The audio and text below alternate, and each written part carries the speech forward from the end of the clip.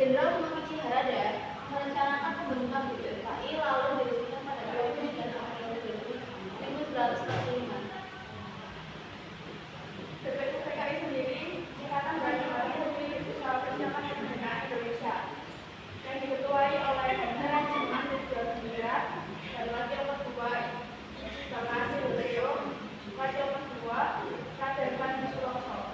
Jumlah anggota BPUPKI tergantung pada data pembentukannya. Pada saat pembentukan, BPUPKI memiliki 67 orang anggota, terdiri dari 60 tokoh Indonesia dan 7 anggota Jepang serta pimpinan Indonesia tanpa hak suara. Namun setelah sidang kedua 10 Juli sampai 17 Juli 1945, pemerintah Jepang menambahkan 6 orang anggota bangsa Indonesia serta total anggota BPUPKI menjadi 73 orang.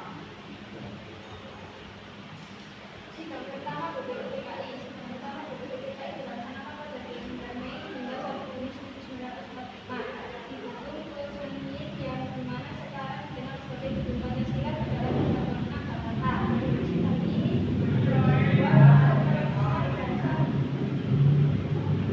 bahasa negara Indonesia dipimpin oleh Jenderal Sudirman dan Diningrat. Ketua BPUPKI sidang pertama membahas tentang penulisan dasar negara. Selama 3 hari sidang terdapat 9 tokoh BPUPKI yang berbicara guna mencoba merumuskan dasar negara merdeka. Pembahasan dan hasil sidang BPUPKI kedua BPUPKI pada tanggal 10 sampai 17 Juli 1945. BPUPKI telah menggelar sidang sebanyak 2 kali, masing-masingnya dilakukan dengan pembentukan panitia, yaitu panitia perancang undang-undang dasar diketuai oleh D.F. Muhammad dan 18 panitia perancang pembelaan tanah air diketuai oleh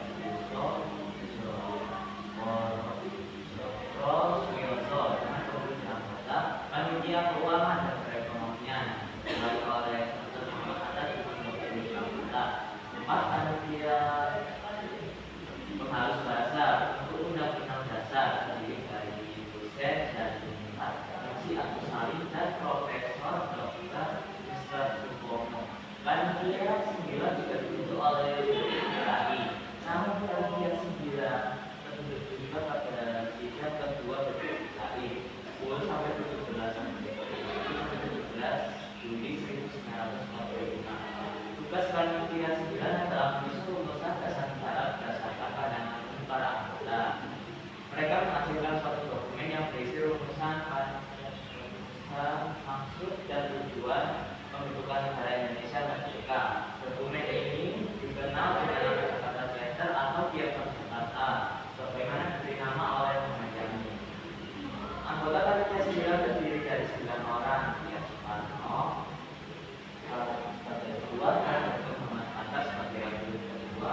Anggota lainnya meliputi Kiai Haji Wahid Hasyim, Abdul Kahar Zakir, Dr. Muhammad Yamin, Haji Agus Salim, Ahmad Suwarjo, Abdul Dr. Suyoso, dan Aang Haramis. Panitia perancang undang-undang dasar kali memiliki panitia kecil merancang undang-undang dasar yang diketuai oleh Profesor Dr. Mr. Supomo. Hasil rumusan panitia kecil disempurnakan bahasanya oleh panitia penghalus bahasa. Panitia ini kemudian bertugas menyempurnakan dan menyusun kembali rancangan undang-undang dasar yang sudah disepakati. Pada tanggal 11 Juli 1945, panitia perancang undang-undang dasar menyetujui isi perubahan undang-undang dasar yang diambil dari Piagam Jakarta. Pada tanggal 13 Juli 1945, panitia kecil ini telah dapat menyelesaikan pekerjaannya serta memberi laporan terhadap penyelesaian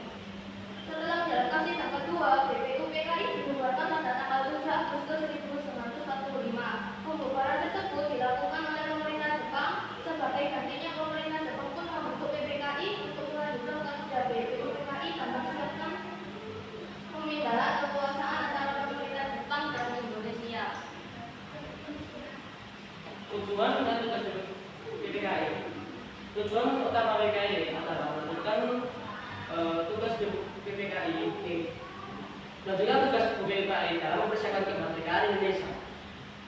Tugas DKI adalah merancang atau merumuskan Undang-Undang Dasar atau UUD yang akan digunakan sebagai konstitusi negara Indonesia yang baru. Pengesahan Pancasila.